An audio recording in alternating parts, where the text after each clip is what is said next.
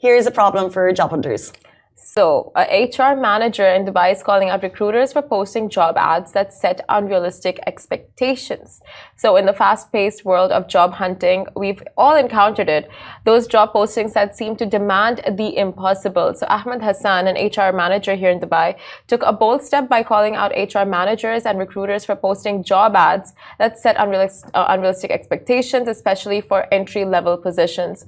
And Ahmed's post shared on LinkedIn struck a chord with many.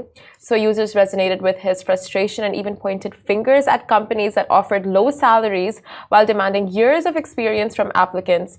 So it's a narrative that has become all too familiar, and it's high time for a change. Before we continue with the story, I just have a question. You know, when a landlord puts out a price for his or her home on Bayt, let's say they put it at 100K, it's only worth 60. So they're kind of just hoping, you know. So it's like these managers are like putting out unrealistic expectations. But yeah, it's when they ask for 5 years experience for an entry level position, you're thinking, who on earth is gonna take an entry level position for 5 years experience? 5 years of experience for a 6,000 dirham salary. You know, it's just like it doesn't correspond. So we've all seen these memes portraying companies in search of 20 to 20-something 5-year-olds, which is obviously highly illegal to suggest age range, perhaps, but not too far from the truth. One user highlighted the need for recruiters to shift their focus from rigid requirements to finding the right fit for the job. Ahmed's call to action reminds us that the recruitment culture needs a makeover. 100%, and users have commented that it's about time that recruiters look beyond the confines of traditional hiring norms and recognize that potential often outshines experience.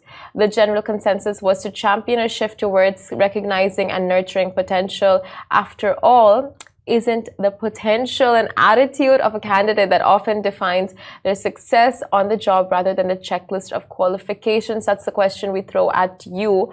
But even if you go on Instagram where we shared this post, like a lot of people are just in agreement. It happens very seldom, you know, when everyone is on one page about a topic.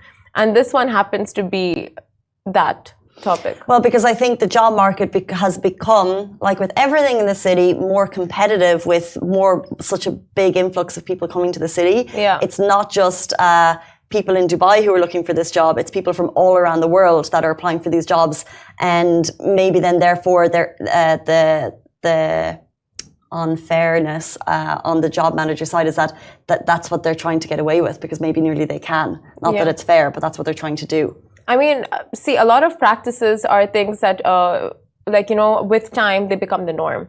But just because it happens doesn't mean it's right. In terms of, like, especially this particular thing, you know, asking for this many years of experience. And that too with entry-level positions, it's so difficult for college graduates to find their way in the market and, like, actually step into the workforce, because it's so difficult for them to find the job that will give them the chance.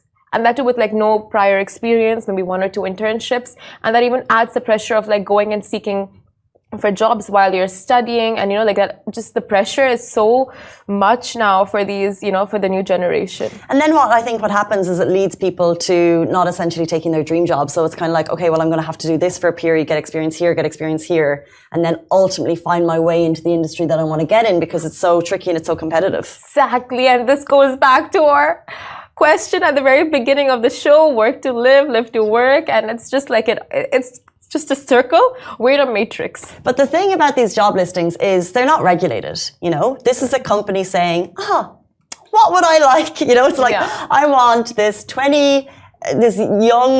young graduate entry-level position, and I want them to be able to do ChatGPT. This, you know, CEO level stuff, because that's just someone thinking, this is exactly what I need in my company. I'm only going to give one salary. They're not regulated. No one's actually monitoring them. But every now and then, someone calls it out. In this case, every now and then, we've seen in some cases now it doesn't happen as much anymore, but they'd be asking for specific genders, Yes. specific age ranges, and you're thinking, oh well, that's not okay. You know, like the job should be open to all.